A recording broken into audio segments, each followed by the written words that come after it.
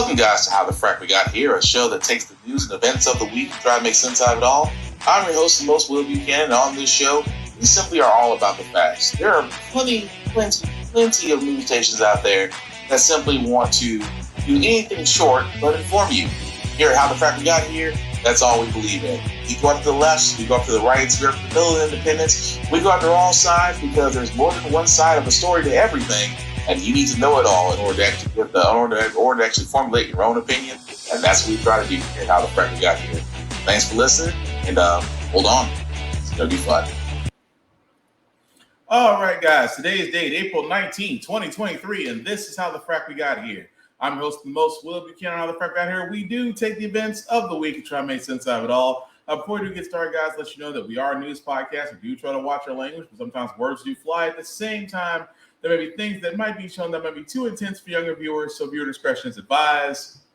Aside from that, welcome. So, how do we start this wonderful Wednesday? Well, not too many ways we can start except to kind of go right into it. I have never understood. Well, if you follow this podcast before, you already know that I don't understand Republicans. Because for two reasons. One, aside from them being batshit crazy, the other side of it is that anything a Democrat does, they want to block. Let me start with, Exhibit A. This woman here, Senator Dianne Feinstein, is currently experiencing a bout of shingles and therefore is not anywhere near Capitol Hill to actually help with Democrats as they are trying to pass specifically Biden's judicial picks. Because of that, certain Democrats have actually put in measures to actually have Senator Dianne Feinstein replaced, and Republicans blocked it. I cannot make this up. The Democrats are trying to do the reasonable thing because Senator Dianne Feinstein is as you can tell, she's old. Let's just call it what it is. So because of her age and the fact that she's dealing with shingles, for the simple fact of the matter is that Democrats are like, well, we want to have a replacement or have different measures in place so we can move forward. Republicans are blocking it. And I do not understand that. And I always said it best. It's amazing how Republicans are an enigma because they always want to preach about, small government, more states' rights, personal accountability, all the greatest hits, which are usually bullshit, but all the greatest hits. But it is amazing to me that when it's time to do something responsible, because a Democrat said it, well, they choose to go the other route. And trust me, I said it's one of two things, because once we get to it, the Republicans, specifically the House Representatives, led by one 15 attempt time person, Kevin McCarthy, has came out with their budget plan. And trust me, you want to stick around for at least that for a chuckle.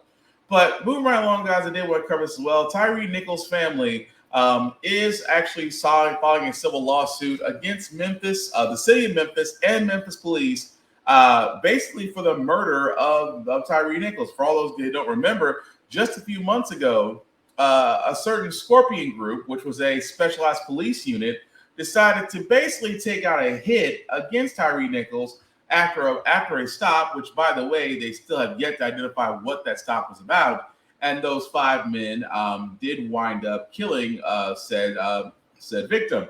Well, the family is moving forward with nearly half a $1 billion lawsuit. And honestly, you have to do this in situations. Reason being because it gets attention. Now, in no way, shape, or form is the family expecting to get that type of settlement, especially from the city of Memphis, especially in Tennessee, but it is meant to kind of get things in motion because the trial for these men is still ongoing. All of them have pled not guilty. So we're yet to see exactly what happens. But again, let's keep this very clear. 5 men killed 1 man, and yet there is no justification for it. So again, the trial itself is going to be interesting. But speaking of trials, guys, we do have some other news as well. And I've always said this before. Before we get to Ralph Yarl, I have to ask this question because this has been bugging me. because it's amazing how those unseasoned potato salad raisin individuals of the certain bland variety always say it's not about race. Okay, it's not about race. So I want to bring up two similar stories, and again, I want you, the viewers, to tell me, am I wrong or is there a correlation? Because again, these are two stories where individuals went to the wrong house, were not a threat, and yet one was shot and killed, one was shot, then double tapped, and somehow survived. One got charged with murder, the other one charged with assault. Watch these next two stories, and if you're like me, you'll see the difference. Shock in upstate New York. Police say a man shot and killed a 20-year-old woman who was in a car that accidentally pulled into his driveway. Tonight, he is charged with murder. Miguel Almaguer now with that story.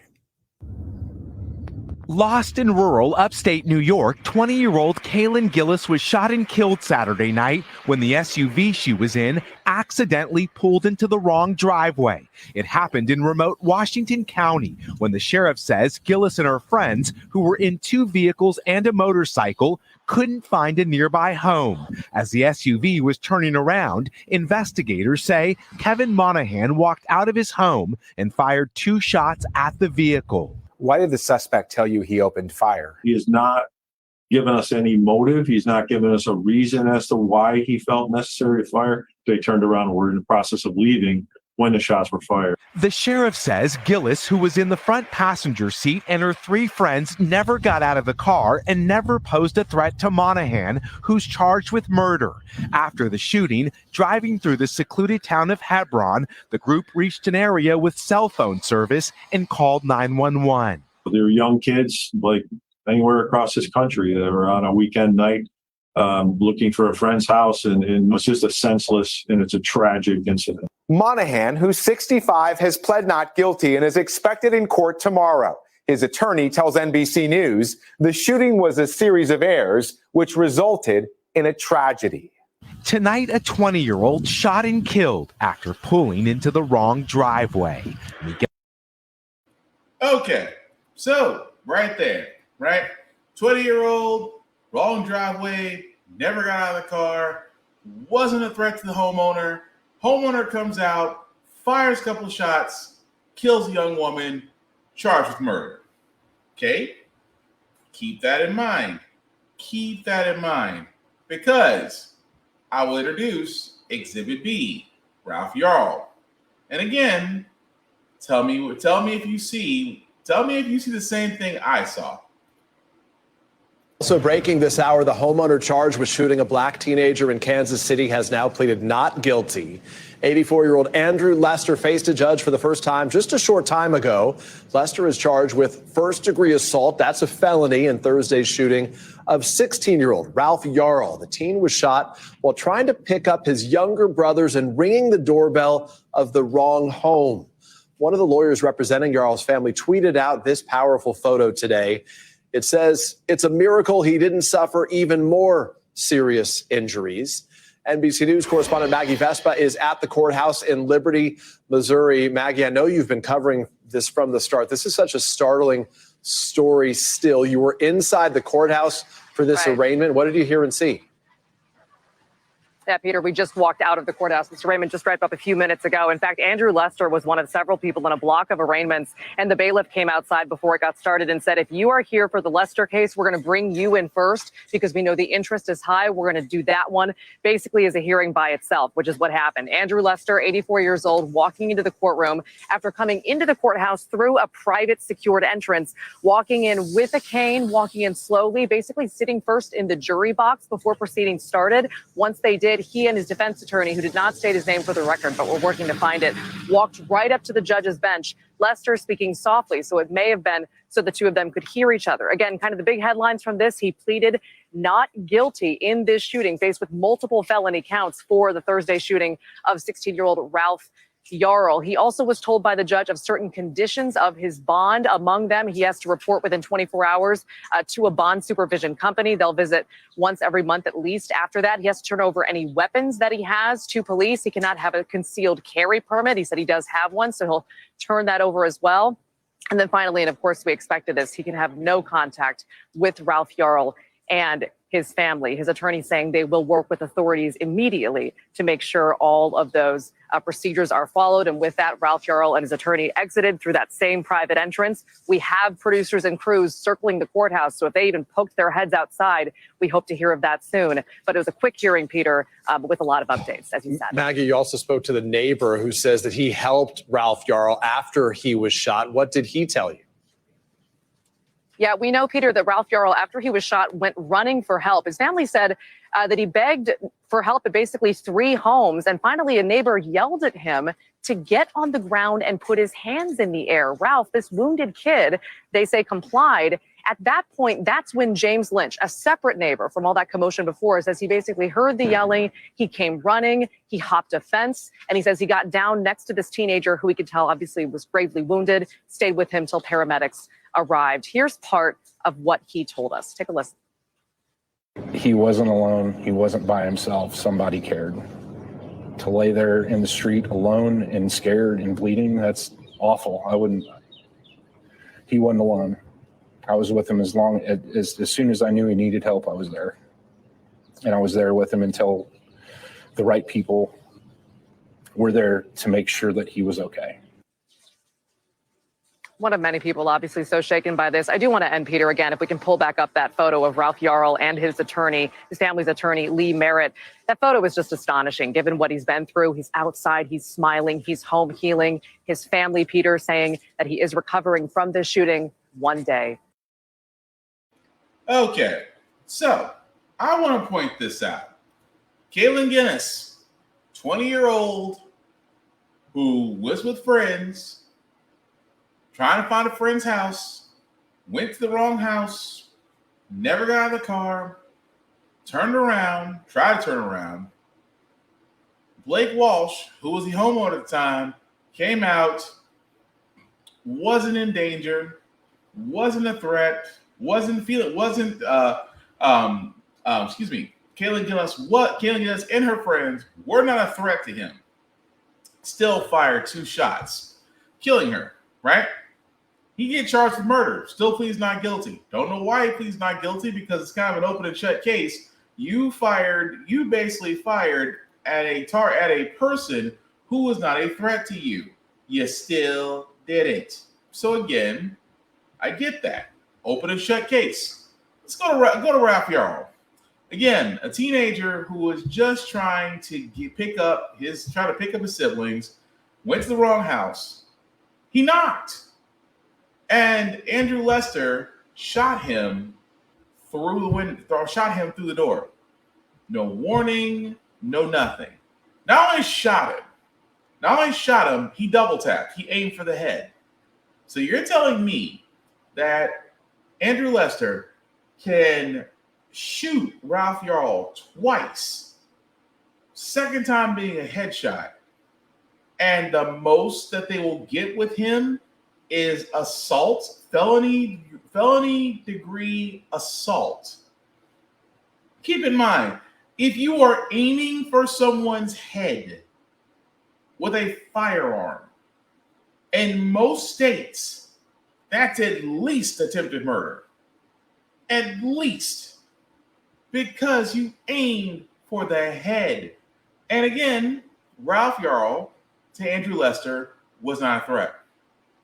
Although I love the fact of how they're pulling this up. Oh, well, he's 85 years old. He's got a concealed carry permit. He perceived Ralph Yarl to be a threat. Now, on top of that, again, I showed you what Karen Gillis looks like. At this point, we all know what Ralph Yarl looks like. Someone please explain to me why the charges are different outside of the fact that I wonder if Ralph Yarl was white. Yeah, I'll go ahead and say it. If Ralph Yarl was white, would Andrew Lester not be charged with attempted murder? I even dare to say if Ralph Yarl didn't survive, would Andrew Lester ever be charged with murder, much less attempted murder? Because thank goodness Ralph Yarl survived. At the same time, is recovering, which don't get me wrong, we are all glad about that. Because again, that's one of those situations where a black man doesn't survive, and yet he did. At the same time, Andrew Lester is getting more protection, more leeway, if you will, within the halls of justice, even though he fired on a non-threatening person. Tell me if I'm wrong, because when I look at those two stories, all I can sit there and say is, oh, there's a correlation there. Nobody wants to say it, but I'll say it. That I just don't get. Like, what honestly does it take? Because you can shoot a black man, you can kill a black man, you can drag a black man, you can do all these things to a black man, because the perpetrator never gets murder attached to their crime unless it's so heinous that unless the public has that big of an outcry that something gets done. And again, this goes into the whole thing about gun ownership. It actually does go into that, because two older men with firearms, and I keep saying this all the time, there is a reason why gun reform needs to be done, because you'll have cases of old white men with itchy trigger fingers and zero discipline that will cause exactly that mess. So again, tell me I'm wrong, because I think Andrew Lester should be facing an attempted murder charge, because he did try to end that young man's life. It's not just assault. That's why I think it's kind of bullshit there. But we will follow those cases as they go along. Meanwhile, let's switch to the workforce for a second. In the workforce, it's always the hustler's mentality, because we got to these days, because everything's going up but your pay. Everything's going up with minimum wage. Everything's going up but your pay and minimum wage. It is still the same. And, your bosses, look, we all got a boss. We all have a CEO who somehow made in life, who may have ass-kissed or swindled his way or what have you, for he or she to get to that coveted spot that we would all love to be in one day. And CEOs try to inspire us. If you've been on those corporate emails, the CEO tries to have a fireside email where it's like, I know, guys, as I'm enjoying this from the Hamptons, I just want you all to know, keep doing your best, because we're a family. That kind of bullshit. That being said, however, let's look at the other side of it. Imagine a CEO who decided that, you know what, I'm still going to get my bonus, but for the rest of y'all, I want you to work harder. And if you complain about it, don't complain, work harder. Why does that sound messed up? Because it actually happened. This season for a lot of employees. So staffers at the office furniture company Miller Knoll asked their CEO during a video town hall how they could stay motivated if they do not get a bonus. But her pep talk may not have had the intended effect. Get our orders out our door, treat each other well, be kind, be respectful, focus on the future, because it will be bright. It's not good to be in a situation we're in today, but we're not going to be here forever. It is going to get better. So lead by example, treat people well, talk to them, be kind, and get after it. Don't ask about, what are we going to do if we don't get a bonus? Get the damn $26 million. Spend your time and your effort thinking about the $26 million we need, and not thinking about what you're going to do if we don't get a bonus. All right? Can I get some commitment for that? I would appreciate that. I had an old boss who said to me one time, you can visit Pity City, but you can't live there. So people, leave Pity City. Let's get it done. Thank you. Oh, yeah. Now, here's another little bit of context you need. In 2022, that CEO, Andy Owen, took home $5 million in compensation, including stock options and a bonus. I'm back with the panel. That was that was great. That was rough, is what that was. You know what that is? I'm gonna call it what it is. See, this is the reason why. You want to know why the working environment in society has changed? You want to know why? Because of that. CEOs with that mentality, What I mean by that is that, to give you some context, for that particular CEO, they were doing the town hall, because most CEOs do town halls, trying to stay connected, but it's all PR stuff. But anyway, that particular CEO got a question about bonuses and why we're not getting them. And also, since we're not getting them, how can we go about, trying to maintain morale and positivity and things of that nature? Because let's be honest, we all deserve a bonus. If you work hard and you bust your ass, you should get a bonus. Because again, for all the employers out there and CEOs, you understand, just paying us these days ain't enough. It's not. Because worker morale, corporate loyalty is all corporate buzzwords that have very little meaning to us. Because it's amazing that you ask for us to give you a 2-week notice, but when you're ready to cut us off at the leg, it's immediate.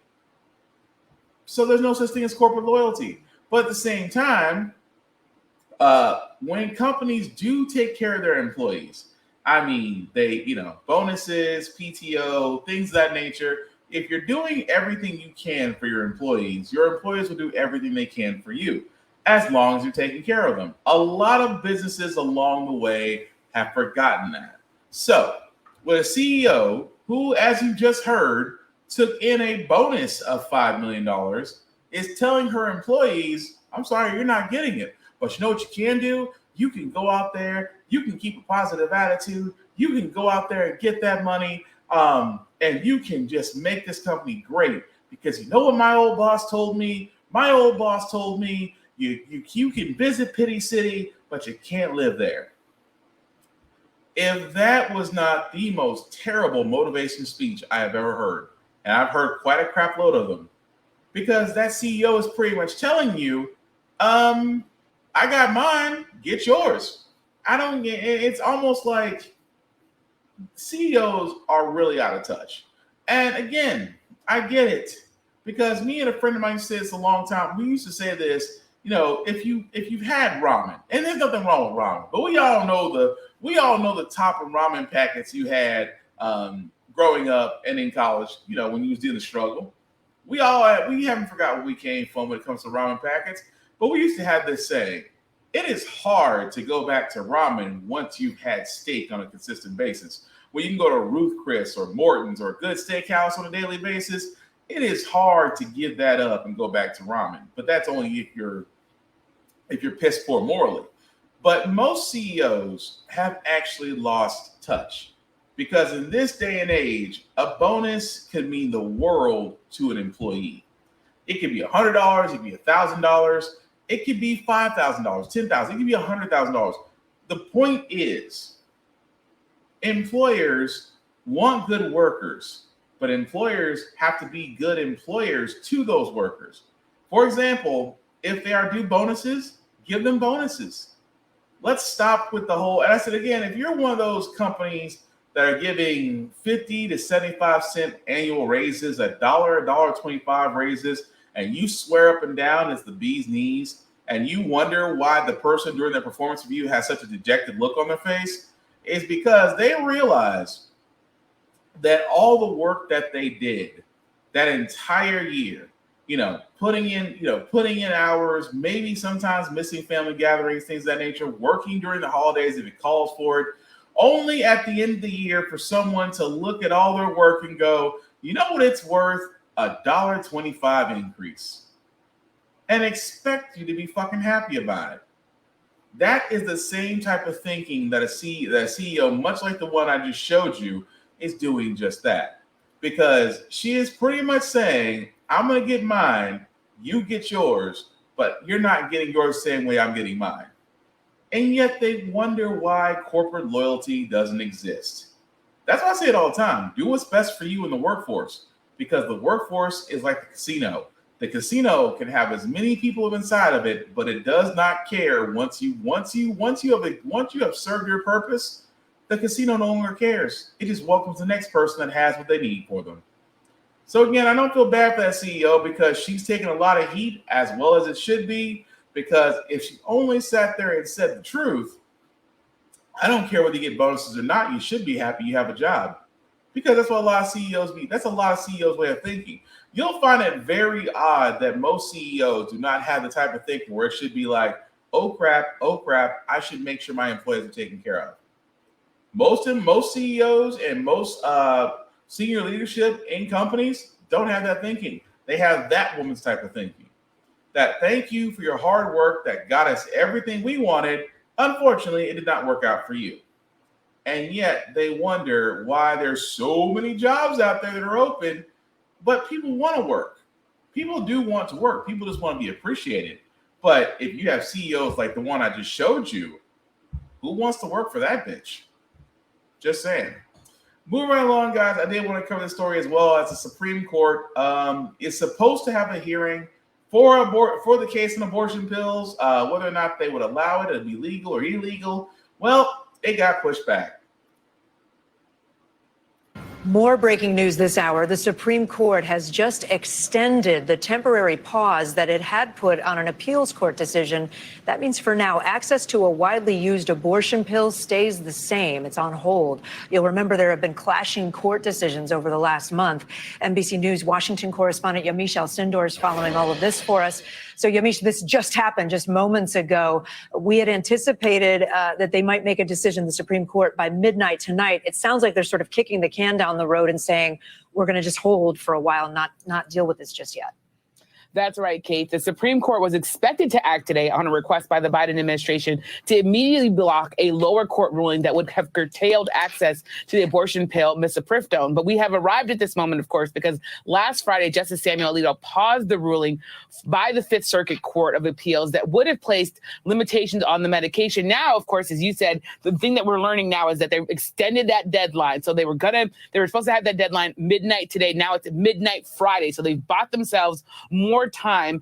That pause was expected to mean that the court was likely going to act before then, and people thought that the court was going to act before this deadline today, but now it's likely that the court might act before Friday. I want to underscore that the court has a number of options in front of it. It could side with one of the parties, it could fail to act, or it could take some other unknown path that we don't know. Of course, if the court sides with opponents of abortion rights, that would mean that the pill would likely stop being available by mail. Patients would need to obtain the pill in person and before 7 weeks of pregnancy, and the FDA's 2019 decision to approve a generic version of the pill would also likely be expended. So we're definitely going to continue to watch this, but we have a little bit more time now. I should say the Supreme Court has a little bit more time now to make that decision.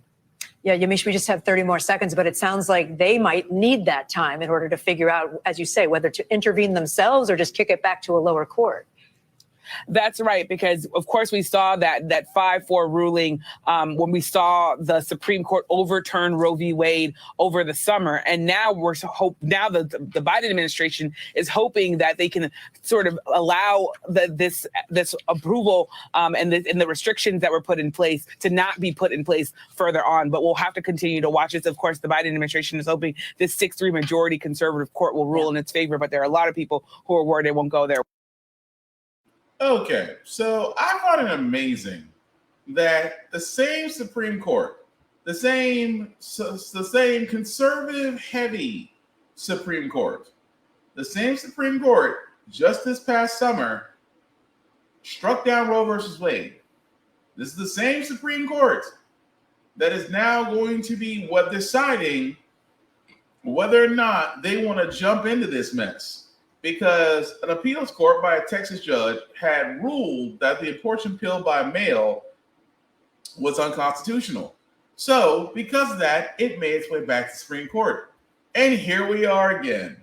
And I just find it amazing that the same group of individuals who sat there and thought it was a good idea to strike down Roe versus Wade could possibly either reinforce it or decide to do a 180 and say, you know what, we allow it. And I'll say this, and I'm going to say this, I'm just going to be as honest as I can. This really is an open shut case, because despite what those on the pro-birth / pro-life side believe, this is an attack on women. This is an attack on women and their rights. Because trust and believe, if men can get pregnant and have children and you try to put reproductive restraining rights on men, cities would be burned down within the week. But because it's the Handmaid's Tale, and a lot of people took that as gospel, they decided that, along with conservatives in heavily conservative states, decided that, yes, we are going to tell women what they can do with their bodies as long as it pleases us. That doesn't sound creepy at all. That sounds like Christianity to an extreme extent, especially within the GOP. But again, to the Supreme Court, this is a no-brainer. This literally should be. But again, we have a conservative-leaning Supreme Court. They could go along with the judge in Texas who actually voted against, who actually ruled against it. They could just not hear it at all, and they get sent back down to the lower courts. But it is amazing that in order for a woman to have any rights in this country, the levels that they have to go through to fight for this kind of stuff. Because at first, when Roe versus Wade was being turned down, and that abortion, by the way, was only legal by Roe versus Wade. Now it's in so many ways, and depending on the state that you're in, because most states have trigger laws for abortion, could be seen as illegal. It is amazing that, okay, well, if I can't go to an abortion clinic, I can at least get it by mail. No. Then what do you want? First you want to go out to Planned Parenthood and abortion clinics. Okay, cool. I can still get my abortion pill in the mail. No, you shouldn't. Why? Because I really wish that those of the pro-birth side say what we all were thinking the entire time. We want you to basically be broodmares. We want women to be women who got pregnant, whether by consent or without consent, by rape or incest or however you got pregnant. We still want you to bring that child into the world. Do you know how fracking disgusting that sounds? Because that's exactly their mindset. You know, they know how they say that? Well, what about the unborn child? What about the fetus growing inside of you? It deserves a chance. What they're really saying is, shut up and bear the children we want you to bear. That's the reason why the wording for the pro-birth, pro-life group are always exactly that. They'll never say exactly what they really want to say, but they do want to treat women no different than livestock, and that is fracking messed up. But we'll see come Friday what the Supreme Court does. I would be surprised if it goes either way, but if you're a Las Vegas betting house, I guarantee odds are they may go right. But speaking of things that are going right, because, well, the only things that can go right usually are wound up being conservatives. And in the current title holder of the Hold My Beer competition, Florida is leading ahead. Why is Florida leading ahead? Because you guys remember the Don't Say Gay bill that dictator Governor Ron DeSantis wanted to put in place because he was afraid that the LGBTQ plus community was trying to turn kids into their members to fill their ranks in some sort of messed up inception thing. Yeah, and remember how quickly the Don't Say Gay bill got passed, which much to our chagrin in Florida, we're not surprised. Well, unfortunately, Governor Dictator Ron DeSantis doubled down. Now, instead of it being grades K through fourth grade, now it's being expanded to the 12th grade. Yes, I wish I could make this up. They're actually voting to expand the restrictions on this bill to where it'll go to literally high school. So, high school, that you will not be able to talk about women's body functions, sexual orientation or preference. You can't talk about it in the 12th grade if they have it their way. If the Florida Board of Education has it their way, they could literally turn around and sit there and say, you know what? You guys are 17, almost 18 years old. You still cannot talk about it in the classroom. And if you're going to sit there and tell me that right there is the greatest form of brainwashing. Because keep in mind, this is the same state where Governor Dictator Ron DeSantis looked at African-American AP history and said, as a white man, I don't like it. It's too woke. Ain't got it cut down. This is the same man who is currently taking on Walt Disney and currently losing that battle.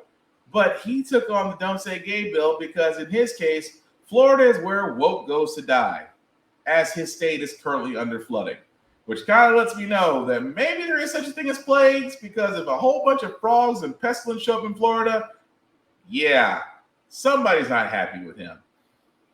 But all jokes aside, the extreme measure of this bill will only harm LGBTQ plus members. It will. And you would think by high school, at a time when you're making decisions about your future, whether you're going to college, whether you're going to trade school, whether you're going into the armed forces, whether you're going into business, you would think at that point, whether you're a junior or senior in high school, you or a freshman, I'll even go freshman or sophomore, whether you're a freshman, sophomore, junior, senior in high school, you would think for 1 second that you are of age to start making decisions for yourself as you were getting to the point to where you were either going to enter the workforce, college, armed forces, or trade schools. You would think at this point that you have the know-how and should be responsible enough for your own choices.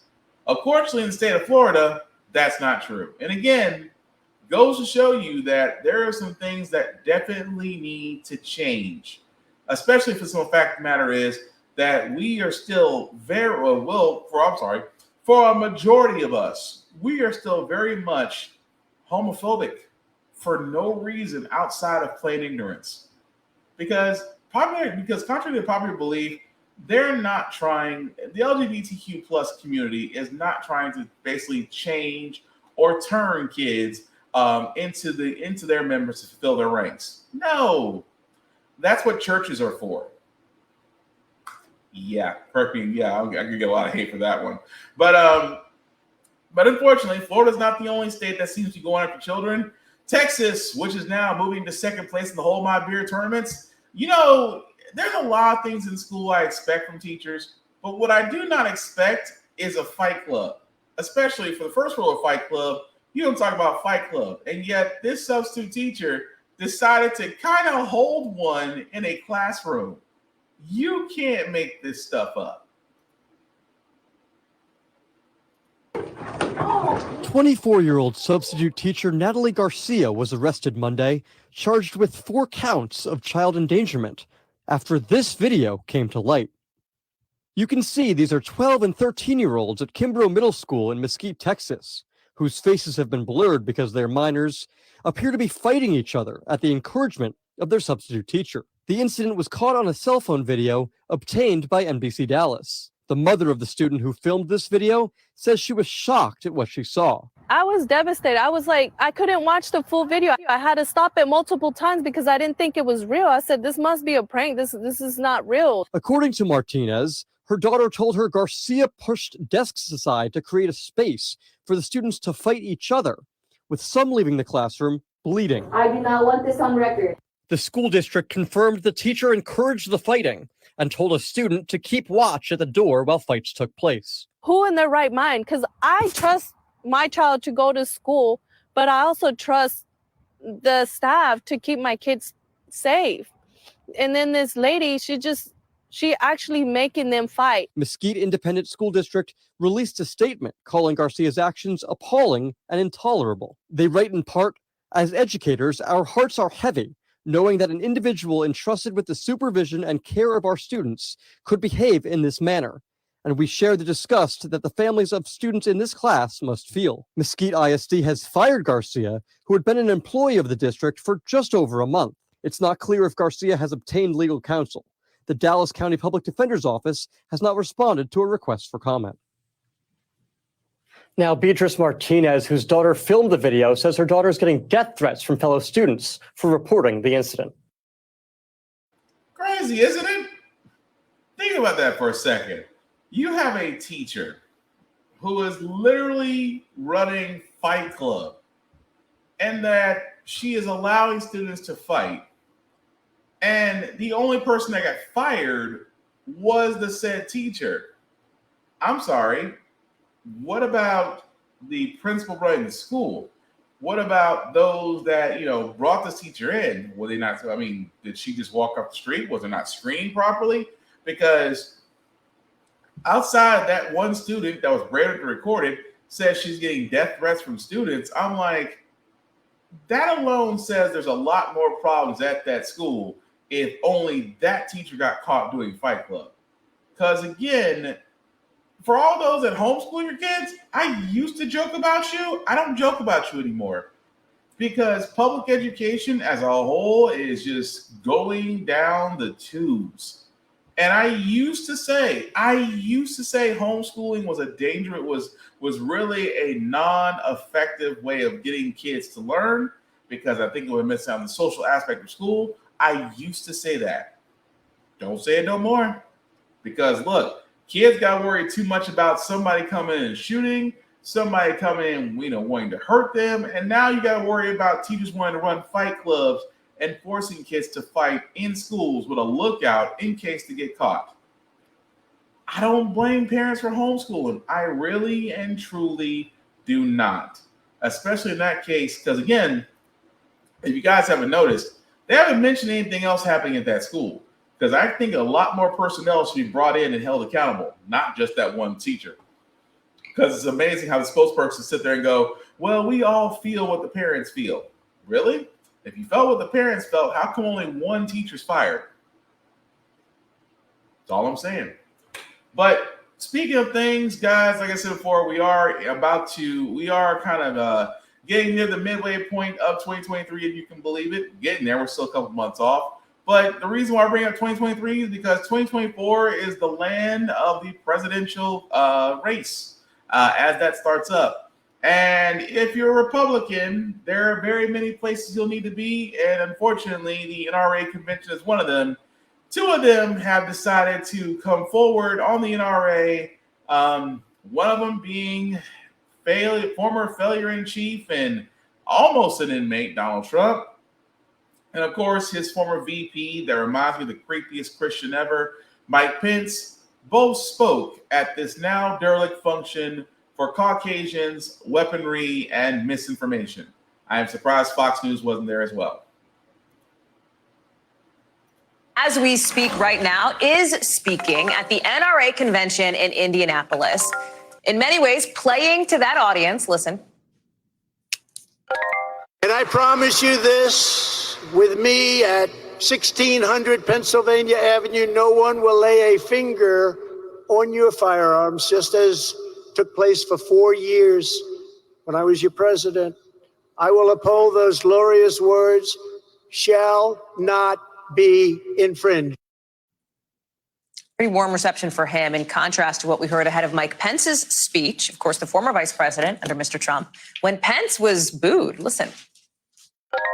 Well, hello, NRA. I love you too. So some boos and an I love you, to be clear. Remember, Mr. Pence is set to testify against his former boss in a special counsel investigation looking into Mr. Trump's push to overturn the legitimate results of the 2020 election. Keep in mind the timing of this convention here. It's happening just days after mass shootings in Louisville and Nashville. And even with some of the controversy that the group has faced, its convention still seems to be a must attend for people looking to get the White House in 2024. Not just Mr. Trump, Mike Pence, but Asa Hutchinson, Governor Kristi Noem, Governor Chris Sununu, all set to speak. Ron DeSantis, Nikki Haley, Tim Scott sending video messages. Vaughn Hilliard is there. He is joining us now live, and I'm looking to see if you are in the room. You are, as the former president is speaking, Vaughn. I know that is always a bit of a juggling act, but walk us through some of the dynamics here, because this is the first time that we have seen Donald Trump and Mike Pence in the same place, albeit not at the exact same time, since word came out about not just Mr. Trump's indictment and arraignment, but of course, since Mike Pence and his team said he's not going to fight this subpoena to testify against Donald Trump. Right. It's all quite a backdrop here. And let's be very clear here about why both men are here is because they're going to be potentially in a 2024 Republican nomination matchup. And the gun rights constituency is a large one. The organizers of this NRA convention suggested that there's anywhere up to 70,000 people here at this convention here over the course of this weekend. And when we're talking about Mike Pence and Donald Trump, I should note that I was just told by one source that the two men did not cross paths. They did not see each other, despite this being the first time that they were at the same event over the course of 2 years. But of course, it's lost on nobody from the press to anybody in this room that the ovation that one received as opposed to the former Vice President, Hallie. Put the convention itself into context, because it's not the first time that the NRA convention has been held in the days after a mass shooting. I think back, in fact, just to last year in Houston, just 3 days after that horrific attack at an elementary school in Uvalde, Texas. You see other examples there here. And yet the NRA, while it has had its own share of controversy over its leadership, et cetera, over the course of the last few years, still holds enormous influence. Right. I mean, I remember back in 2018, it was just 2 months after the Parkland shooting, and there were questions about the NRA convention that year. And it was the very weekend that prom was taking place in Parkland. And yet the then President Trump and Vice President Pence, they came. And their message then in 2018 is very similar to the one that they delivered last year after the Uvalde shooting. And the same one that we are hearing the former president deliver here now, focusing on mental health resources, focusing on security resources inside of schools. And I think it's important. The line that so far I'm going to leave with here today, Hallie, from the former president that he just delivered a couple moments before coming on air with you was, quote, "Let's be very clear. The issue is not too many guns. The issue is too many thugs, hoodlums, and savage criminals on our streets." I'll repeat that again. The issue is not too many guns. That is coming from the former president and the individual who wants to be the president again. Somebody else who wants to be the president for the first time is presumably Florida Governor Ron DeSantis, a Republican who has not formally thrown his hat into the race, but who is widely expected to. He didn't attend, but he did send a video message. Tell us about that, especially in light of this. I have to bring it up, Ron, because it's everywhere in political circles, but in light of this new, quote unquote, putting fingers attack. Explain that. So there's a new television ad that is from the Trump-aligned super PAC that's $1.3 million of money that is going into this TV ad. And it's referencing Ron DeSantis eating pudding with 3 fingers. Now, this comes from a Daily Beast article when an anonymous former staffer claims that he watched the Florida governor eat pudding with his 3 fingers. Now, Trump's allies have picked up on this, and this advertisement plays off of that Ron DeSantis should keep his pudding fingers away from senior entitlements, from Social Security to Medicare. It is a line that we are seeing his allies play to. So far, the former president has not used the line specifically himself, yet he's been going on the attack against Ron DeSantis, who is still considering whether to jump into this race or not. So, literally and figuratively, first, let's talk about the NRA. Now, I've said this many more times. I'll say it again. This is going to sound stupid, but it needs to be said. I am a firearms owner myself. Okay? Try to follow I try to follow the letter of the law. I try to go above and beyond, taking training, taking up certifications, because I still believe in the fact that no matter what, you should always be up to date on everything. Okay? So, let me say this to all the homosexuals, gun nuts, and everyone else out there. The NRA and those who they influence or lobby in Congress are lying to you. Nobody is coming for your guns. There is no infringement upon you getting guns, as long as you are doing it within legal bounds. Because that's what the NRA is there for. The NRA is basically, since its inception, has always decided to go the fear-mongering route. Oh, the government's going to come get your guns. The government's going to want to know how many guns you have. The government's going to want to know why you're buying thousands upon thousands of rounds of ammo. The government is going to want to know A, B, and C, because they want to be able to come by and take your guns.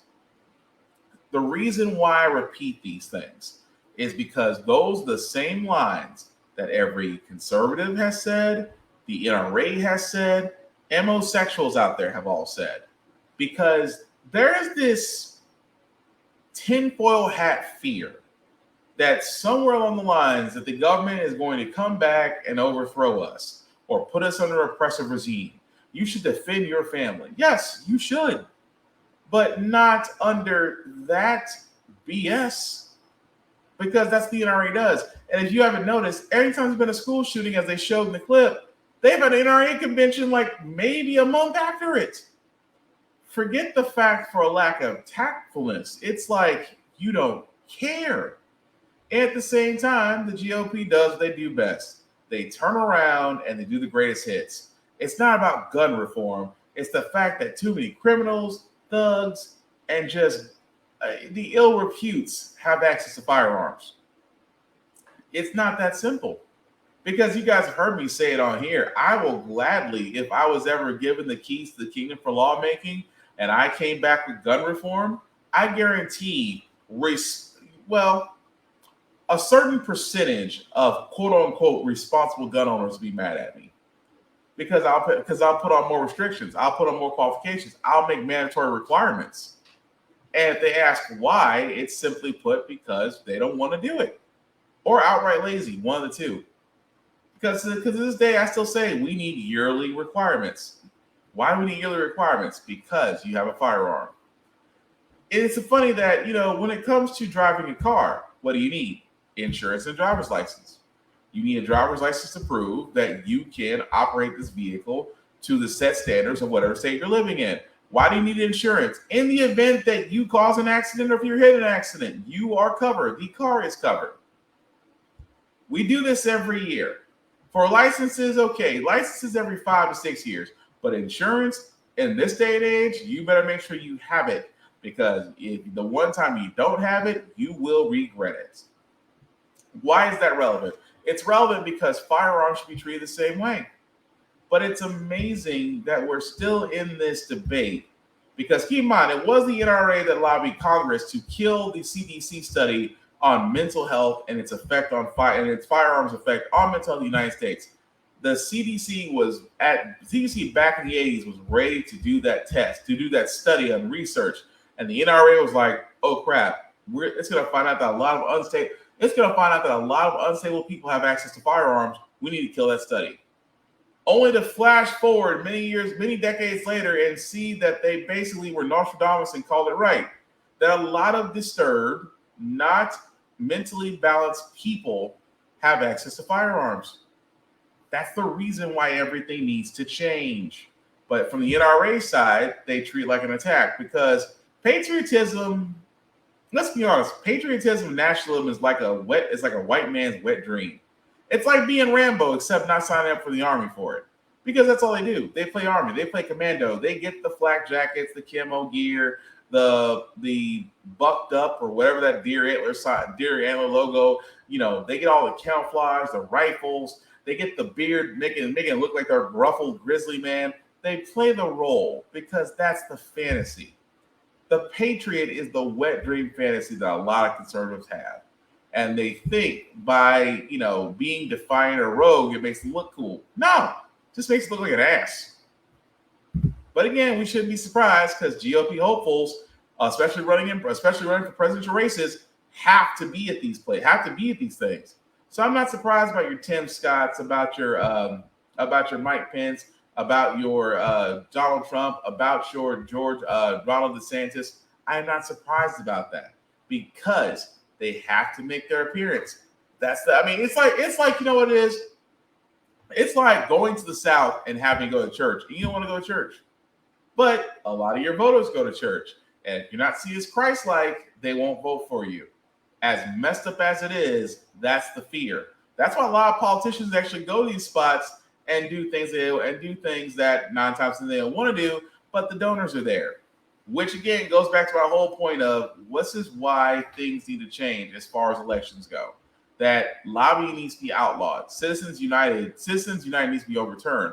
And that we just need to get the money out of politics. The campaign funding and all of that needs to be gone. Along with the Electoral College, but that's a whole nother discussion. But we'll move right along.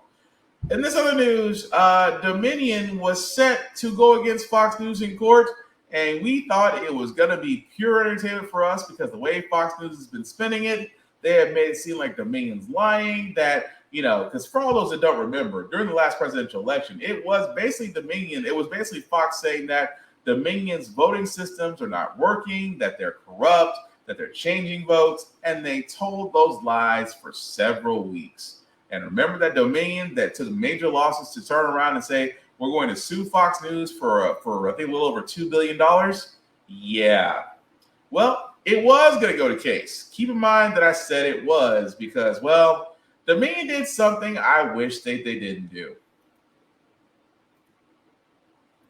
Or any witness could take the stand, it was over. Fox and Dominion have reached an historic settlement. Fox News agreed to pay Dominion Voting Systems a staggering $787.5 million, just under half of the damages claimed in the lawsuit.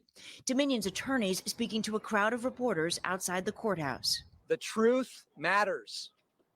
Lies have consequences. Dominion's legal team says there will be no on-air apologies or retractions on Fox News. We're pleased with the network breaking into their broadcast to cover the landmark agreement. Fox and Dominion have indeed settled. In a statement, Fox writes, "We are hopeful that our decision to resolve this dispute with Dominion amicably instead of the acrimony of a divisive trial allows the country to move forward." Dominion accused the network of spreading lies about its voting machines, citing 20 statements alleging massive fraud made in the weeks and months following the election. The Dominion machine that's as filled with holes as Swiss cheese. Pressure on Fox was building as documents in the case had already brought revelations about some of the network's biggest stars and their private opinions. For example, the documents show that anchor Tucker Carlson had texted his producer in November of 2020, "The software expletive is absurd." One of his broadcasts from 3 months later was part of the case. I dare Dominion to sue me because then it would get out faster. So this is... they don't want to talk about it. They don't want to say. They just. On Tuesday, Fox acknowledged the recent court ruling that certain statements it broadcast about Dominion were false. It did not admit to actual malice, spreading lies knowingly or with reckless disregard for the truth. That is what Dominion was going to have to prove in court. But Fox's legal troubles are not over. Smartmatic, a voting technology company like Dominion, has also filed a similar defamation lawsuit against Fox News, asking for $2.7 billion in damages. Fox has denied the allegations and called the alleged damages outrageous.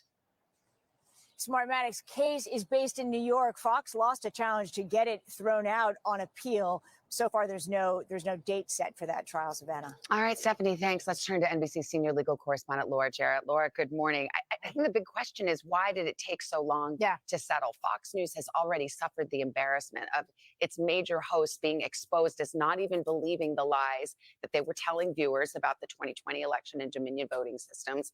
And it already got all this far and is still paying nearly $1 billion. So why settle now? For a company that's only worth about $80 million. So obviously the payout is enormous. And remember, defamation cases are always risky. You have to show not only did they put false things on the air, that they knew they were false at the time and that they did it anyway. It's a high bar, and a jury trial is always risky. And so you can understand for this company, it was worth to get that payout, right? And not take the risk at trial. And those two things had made the case unusual. The false statements were so absurd to begin with, and you got all this mountain of discovery that is so unusual. Really, it gave Dominion so much more leverage. It was an odd defamation case in the sense that in a summary judgment ruling, before one bit of the trial started, the court said it is an undisputed fact that these were lies, undisputed fact that these were false statements. But look, it's a settlement, which means no side gets everything they want. A big win for Fox News is that it did not have to do air an on-air apology, which there had been some reports that that's what Dominion wanted. And that's why perhaps the person that loses the most is the viewing public in this, right? Because no host who actually did engage in any of those falsehoods has to go on air and say, I lied to you on purpose, and I knew that I was lying at the time.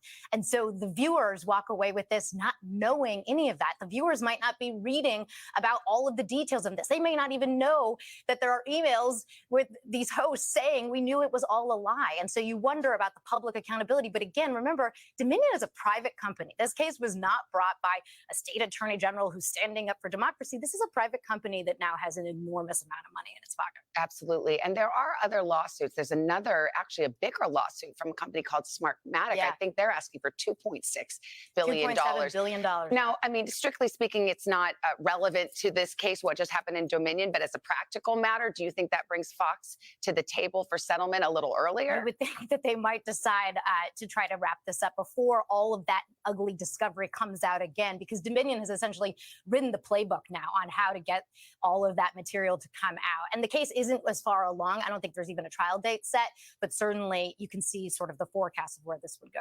All right, Laura, thank you very much. Ooh, okay. So, how can I say this ever so nicely? What the frack, Dominion? I mean, okay, I get it to a certain extent. You had Fox News by the balls. You had, I mean, don't get me wrong. Yes, going to trial is risky, but Fox News, a joke of an entertainment network pretending to be a journalistic piece of integrity, that many of its hosts, including the three-headed hydra of Tucker Carlson, Laura Ingrid, and Sean Hannity, along with Fox Friends, the Five, along with Mike Lindell and Rudy Giuliani, all of them went on the Fox network and basically said, your system is corrupted. Not once, not twice, the entire time of President Biden at the time, President-elect Biden, winning the Electoral College, winning the 270 to become president, the whole time leading up to his ceremony, they couldn't stop saying it. And I get it. You have to prove beyond the shadow of a doubt that yes, what Fox News did to you did hurt your bottom line. And it did. But you were about to go to trial. Public viewing trial, where Fox News would have to come on and have to explain why they said what they said, considering the fact that you had evidence that the host didn't believe it, several people working at Fox News didn't believe it, and they still kept touting the lie anyway. You had them bent over the coals, and all you had to do was start the fire. And yet, somewhere down the line, I'm guessing somebody on Fox News said, give them a big number so we can make it go away. But if you give a big number, it has to come with these conditions. None of our hosts will do retractions or honor apologies. And that's the part where I'm like, wait a minute. If I'm Dominion, let me get this straight. Nearly $800 million I'll settle for, but in order for me to get this $800 million, that Fox News still comes out of this clean. Granted, Fox News is going to pay the fine. That's all be done with it. But the damage we wanted was accountability. The damage we wanted was that Fox to actually show some integrity among its shows. What we wanted was honestly Fox to go through the court to the justice system and explain themselves. Because in my opinion, the Dominion company would have gotten exactly their $1.2 billion they were asking for. They really would have, in my opinion. If Dominion had went to court, I believe beyond a shadow of a doubt they would have won their case. At the same time, Fox would have to eat crow. Because at this point, we all knew Fox News was lying. But now that they do not have to give an on-air retraction or apology, it's like Fox News is the Tom Brady of the entertainment world. They may pay a pretty penny, but they still come out winning somehow. So I'm only hoping that SmartView, it is my hope that you guys do not turn around and do the same thing Dominion did. Fox News needs to answer for everything that they've said, from the host to the producer, and explain to the American public. But if they did that, that means Fox News has to be held accountable, which for a lot of viewers such as myself is really all that we freaking wanted. You still would have won regardless. But again, Fox News is like fucking Tom Brady. As you can tell, I don't like Tom Brady. But again, I said I was going to go back to GOP for a second. Because again, the GOP, specifically House Speaker Kevin McCarthy, has unveiled a plan for the debt ceiling as Democrats and the Republicans are about to square off to raise the debt ceiling because, again, if they do not, Congress shuts down. Of course, many services that the government offers will be shut down. But Kevin McCarthy has a plan, and his plan is, well, to give a campaign speech with very little information. When President Biden and Senate Democrats waste time, House Republicans are taking action. Today, I'm proud to announce that we are introducing the Limit, Save, Grow Act of 2023. This responsible legislation will be led by our budget chairman, Jody Arrington. Would responsibly raise the debt limit into next year and provide more than $4.5 trillion in savings to the American taxpayer. Now, here's how we do it. First, we limit government spending. Our plan would return discretionary spending to pre-inflationary fiscal year 2022 levels, and then limit the growth of spending to 1% per year. Now, these are the same levels we had just 4 months ago. I didn't hear, Mr. Speaker, a single Democrat complain about that level of spending. These spending limits are not draconian, they're responsible. Federal spending exploded in the past 2 years when Democrats controlled all, and that doesn't include the trillions of COVID-era spending.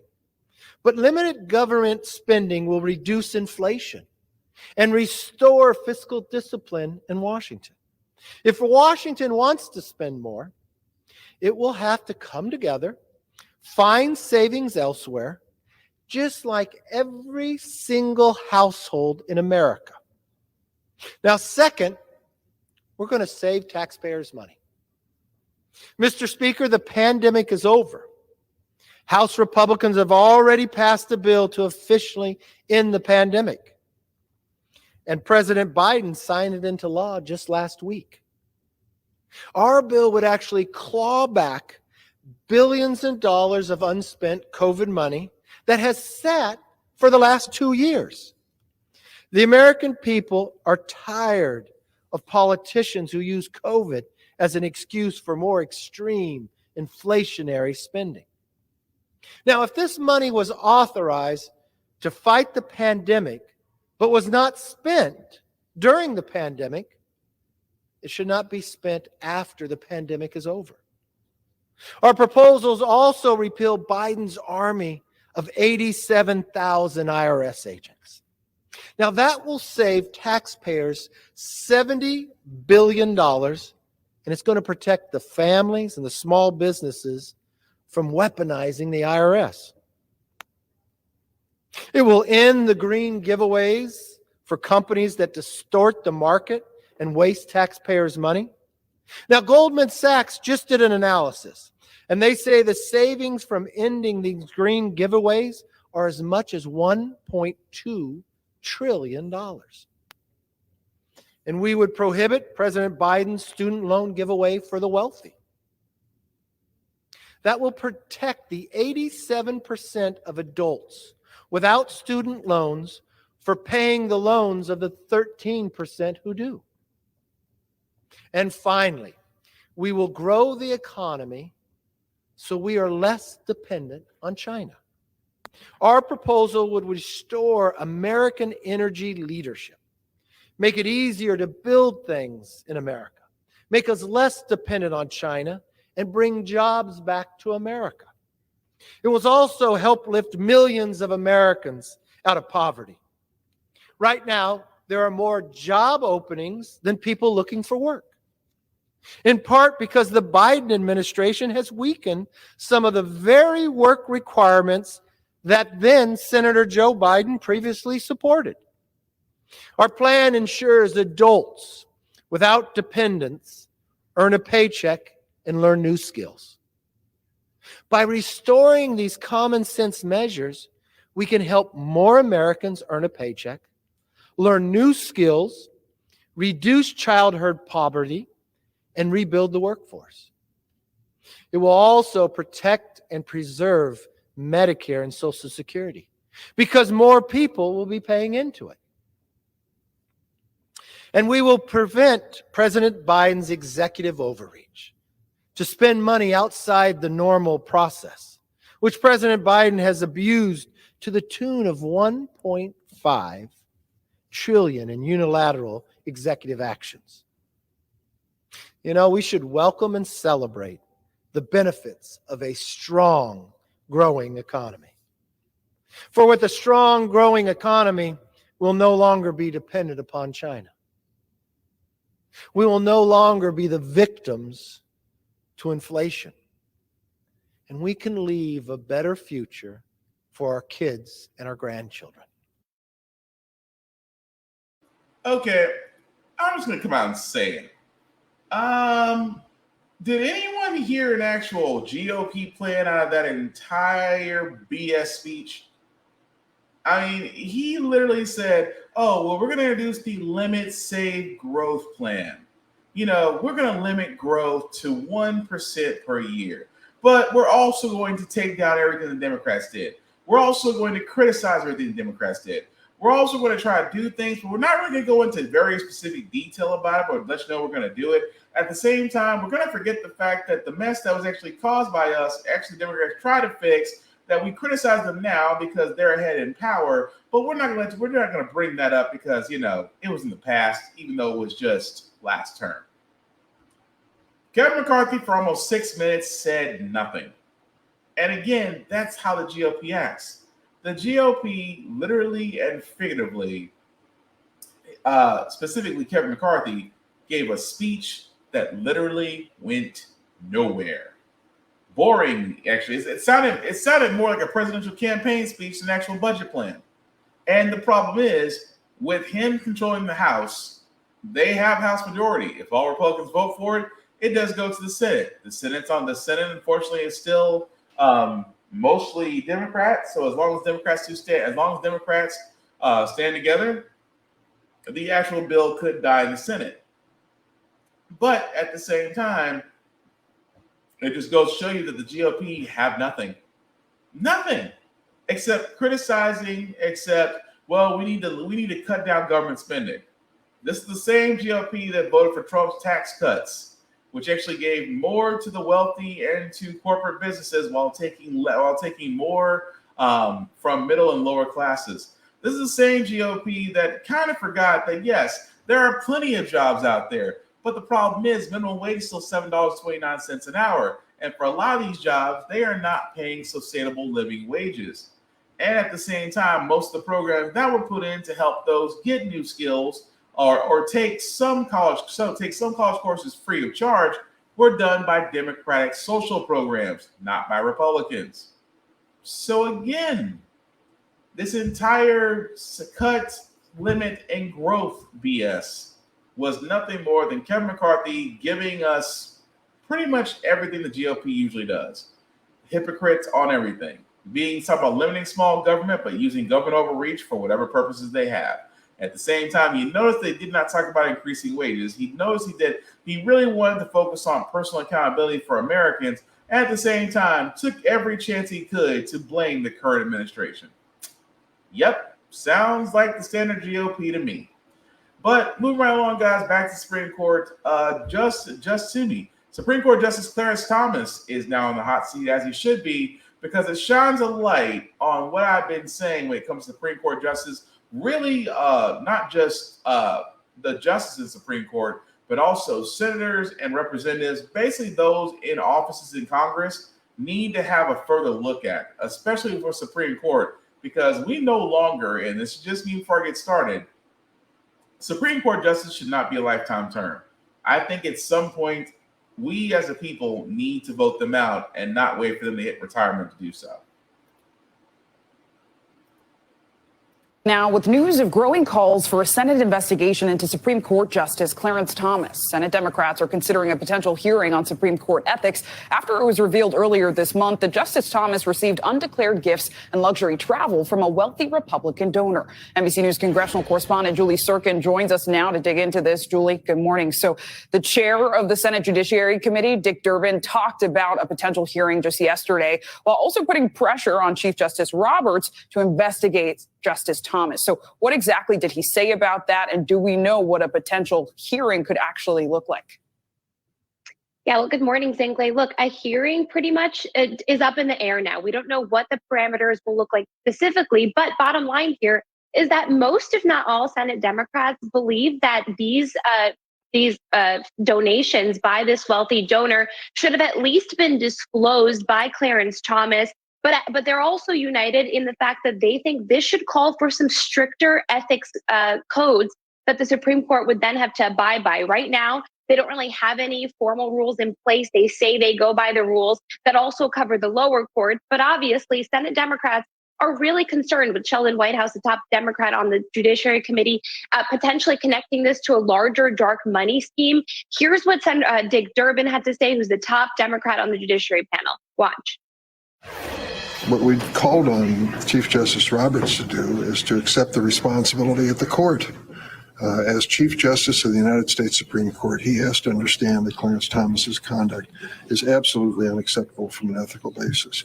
To restore the integrity and the reputation of the court, they have to do something. An investigation followed by a change in approach on ethics. So you hear him calling on Chief Justice Roberts to investigate this himself. It's not clear what the lawmakers on Capitol Hill are going to be able to do, especially in a divided government. And Julie, it is important to point out that Senate Republicans are pushing back on this idea, especially Senate Minority Leader Mitch McConnell, right? Oh, totally. Most of them are actually united in the fact that they think this is really no big deal. Senator Cornyn, who's a top Republican on the Judiciary Committee, he said, look, this happens. Even senators accept personal favors sometimes here and there. They do, however, think this could have been disclosed, and that's something that even Cornyn said Clarence Thomas is going to have to do. But on the bottom line, on the flip side, Republicans think that Chief Justice Roberts could have this all handled internally. Take a listen to what McConnell had to say, the minority leader. The Supreme Court and the court system is a whole separate part of our Constitution. I have total confidence in the Chief Justice of the United States to deal with these court internal issues. Now, Senator Romney, who is the only Republican I heard say this, said it could potentially be problematic if Clarence Thomas did accept these donations and personal favors, as he called them.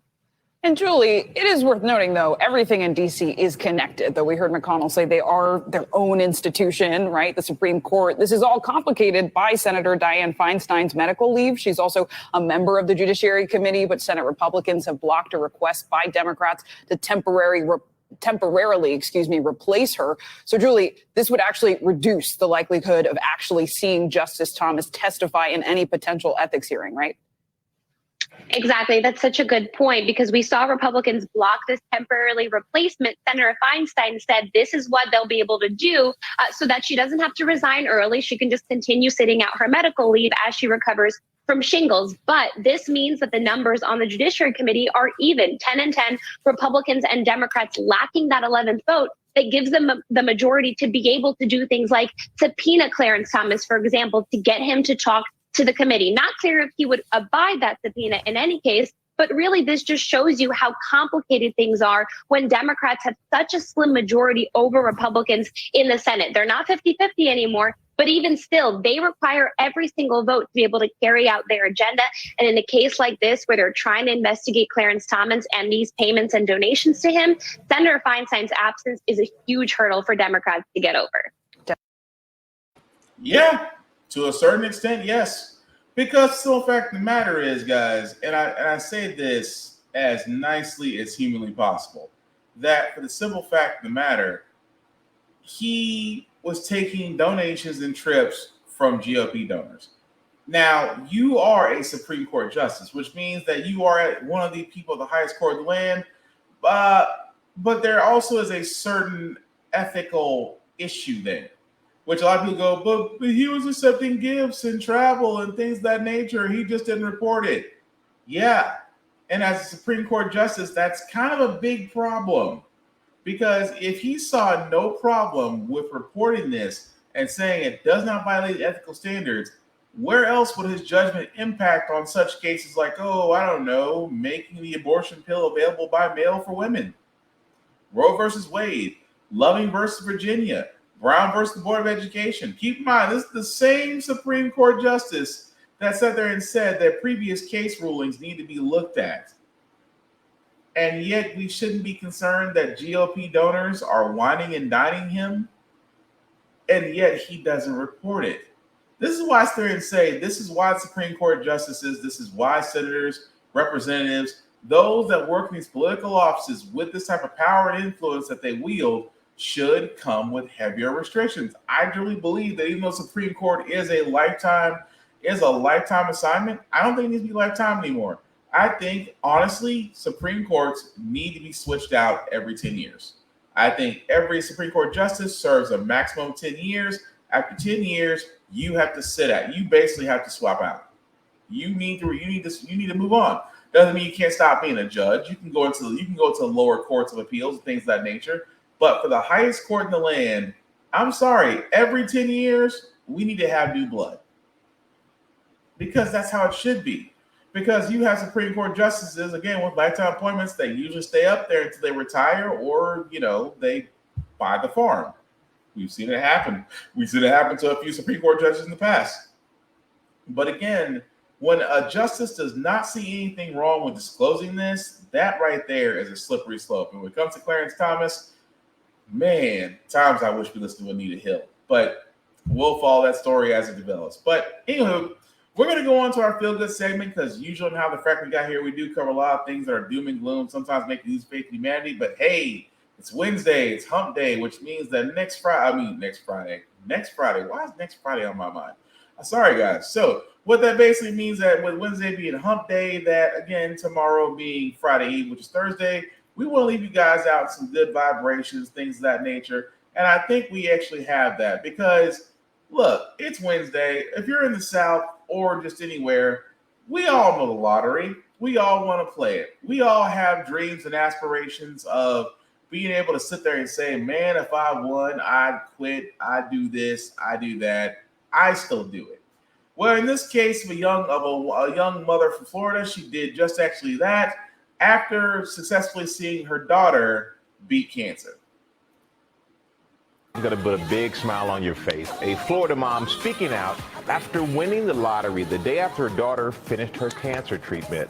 Lara, you have this exclusive. Good morning. Talk about great timing. Good morning to you, Michael, and to you. We'll talk about a double dose of good news. Imagine a mom's relief that her daughter's cancer treatments are declared over and a success. And then the next day, feeling pretty lucky in life, buying a lottery scratch-off ticket and winning $2 million.